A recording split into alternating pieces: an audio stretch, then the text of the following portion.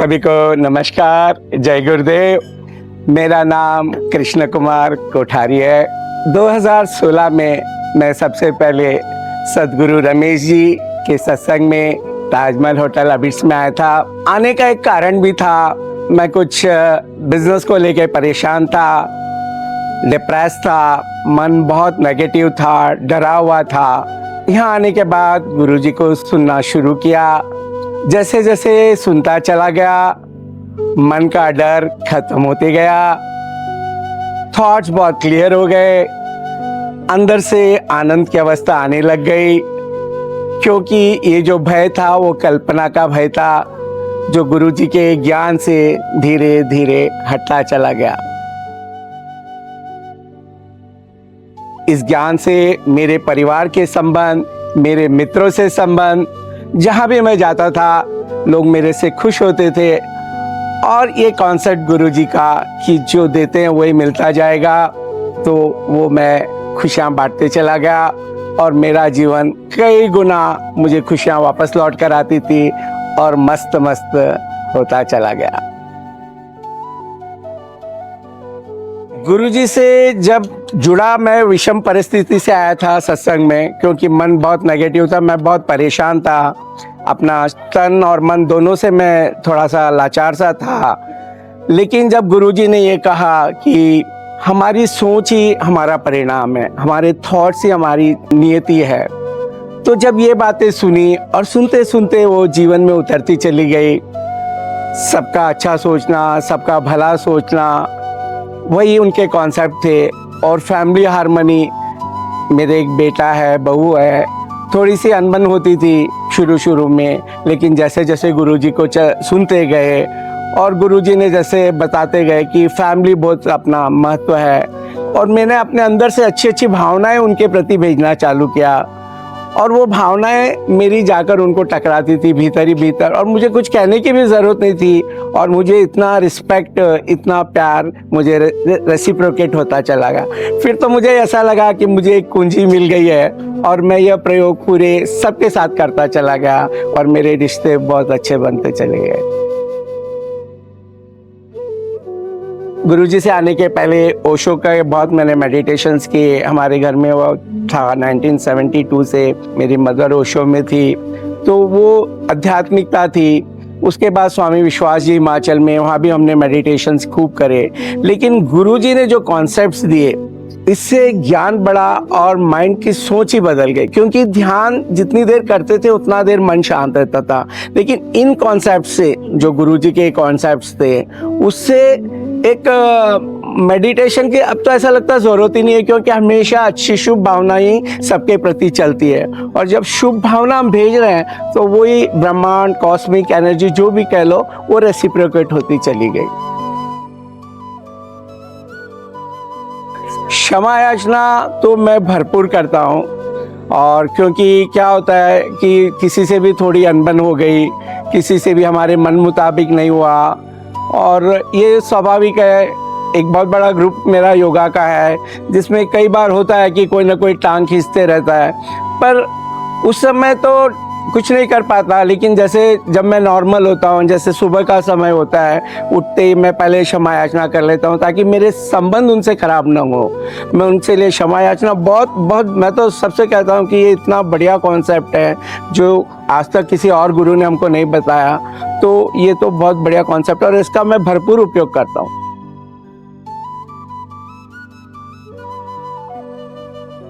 मेरे लिए सब ये कहते हैं कि भाई कि बहुत हंसमुख व्यक्ति है। कई लोग मेरे को लाफिंग बुद्धा कहते हैं, कई लोग मुझे हंसमुख व्यक्ति कहते हैं। ये कॉम्प्लीमेंट मुझे, क्योंकि बड़ा ग्रुप है, 50-60 का योगा का परिवार है, सत्संग में भी कई मित्र हो जाते हैं, तो ये कॉम्प्लीमेंट मुझे रेगुलर मिलते हैं कि क्योंकि मेरे लिए भावना सबके लिए अच्छी जाती है, तो मेरे को बहुत आसानी से लोग उस भावना से, शायद उनको मेरी भावना पहुंच जाती है और मुझे वो सब लाइक करते हैं उस हिसाब से।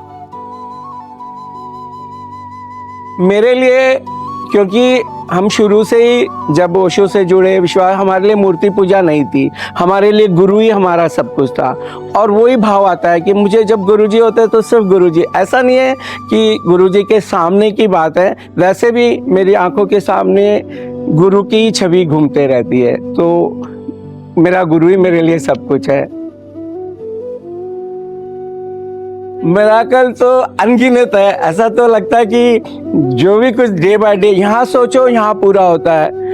मतलब ऐसा लगता है ये कैसे हो रहा है। कभी कभी तो ऐसा मतलब खुशी से आंसू आ जाते हैं कि इतनी छोटी छोटी चीजों के लिए भी हमारा गुरु, क्योंकि अब गुरु ही सब कुछ है तो क्रेडिट भी गुरु को ही जाता है कि जो हो रहा है वो उसी की वजह से हो रहा है। गुरु जी का कॉन्सेप्ट आज की तारीख में, आज के युग में इससे अच्छा, इससे सरल कोई और नहीं बता सकता। क्योंकि मैं तो जिस यात्रा से गुजरा हूँ, शुरू से बचपन से मुझे इतना आध्यात्मिक मिला और ओशो को सुना, विश्वास स्वामी जी को, घर में हमेशा आध्यात्मिक ही माहौल रहा।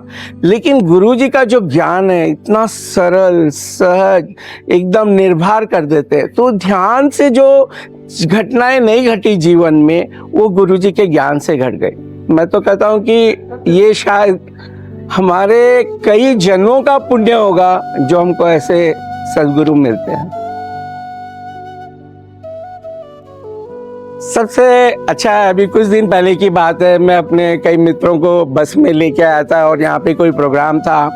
तो गुरुजी ने टेक्स्ट मैसेज भेजा मेरे को कि कोठारी जी, आप इतने लोगों को लेके आ रहे हो, इससे बड़ा पुण्य कार्य कुछ नहीं हो सकता कि लोगों को आप आध्यात्मिकता से जोड़ रहे हो। And Kothari ji, you are very sweet. ये लाइन मेरे हमेशा दिल में रहती है। देखो, जो हमको मिला है, गुरु जी ने हमको इतना कुछ दिया, अगर हम उसको बांटेंगे तो ही हमारे अंदर भी और क्षमता बढ़ेगी। और ये तो ज्ञान ऐसा है कि जितना बांटते हो बढ़ता है। संसार में वैसे हर कोई चीज ऐसी है, धन भी बांटते हैं तो बढ़ता है, लेकिन वो भरोसा पैदा होना चाहिए। और गुरु जी का जो ज्ञान है इतना निस्वार्थ, कोई है ऐसा नहीं है, ऐसा कहीं संसार में नहीं है। किसी के घर भी जाओ तो चाय पिलाने के पहले 4 बार सोचता है चाय पिलाओ नहीं पिलाओ, इससे कुछ फायदा होगा। यहाँ तो सब निःशुल्क निस्वार्थ सेवा है। तो ऐसा तो कहीं नहीं देखा और कहीं मिलना मुश्किल भी है। मैं तो यही कहता हूँ कि जीवन में जीवित सद्गुरु को पकड़ो, चाहे वो कोई भी हो, कहीं से भी आपको, क्योंकि जलते दिए के साथ आपका दिया जलाना बहुत आसान यात्रा है। तो कहीं ना कहीं, और मेरी तो कोशिश है कि हम हैदराबाद में और अवेलेबल है, क्योंकि गुरु तो और भी हो सकते हैं, ऐसा नहीं है, लेकिन हमको इतना पास लेके हमारी समस्याओं का समाधान करके, हमारे से बातचीत करके, हमारी पर्सनल प्रॉब्लम्स को कौन दूर करेगा। तो ऐसे शांति है। तो मेरा यही है कि ज़्यादा से ज़्यादा लोग को मैं जोड़ सकूं, उनका भी भला होगा, मेरा भी भला होगा, सबका भला होगा।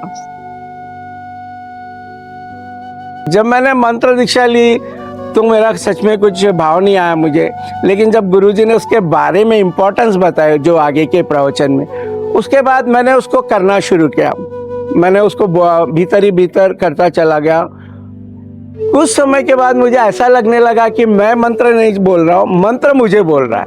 और अब तो स्थिति ये है कि माइंड खाली नहीं होता है, माइंड के अंदर सबकॉन्शियस माइंड में वो मंत्र चलते ही रहता है। उससे मंत्र से एक तो मन एकाग्र हो गया, आजू बाजू डिस्टर्ब नहीं हुआ।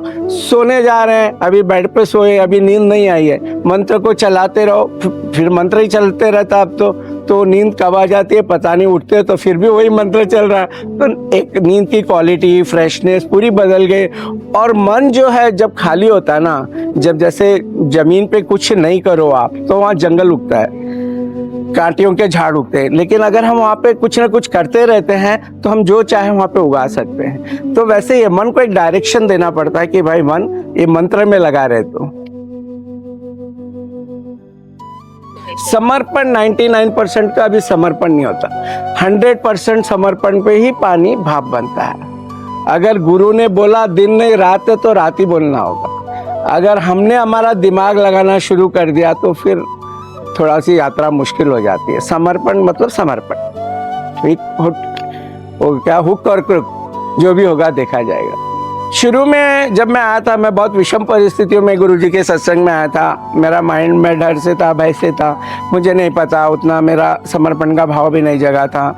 लेकिन जैसे जैसे मैं आता चला गया और वो जब ज्ञान सुनता गया, ज्ञान जीवन में उतरता चला गया, और कब मैं इतना जुड़ गया, इतना मतलब हो गया, वो मुझे भी वो क्षण तो पता नहीं, पर मैं जुड़ता चला गया। फिर मैं कुछ भी मिस नहीं करना चाहता था कि मेरे लिए नंबर 1 प्रायोरिटी हो गई गुरुजी का सानिध्य।